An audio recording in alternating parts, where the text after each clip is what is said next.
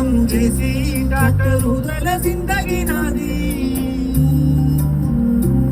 దసరా పండుగొస్తేనే గాని కొత్త బట్టలంటే దేవను. మాసమంతా బంగారమైన పెట్టుకునే స్తోమతే లేదమ్మా. ఇరుకైనా మా ఇంట్లో ఒక్క పోతలల్లా ఉండలేవమ్మా. కారులోన తిరిగేదానా పల్లె వెలుగు బస్సెక్కలేదే. అమ్మంగా తినేదానా కంట్రోలు పువ్వెట్ల వెళ్ళే.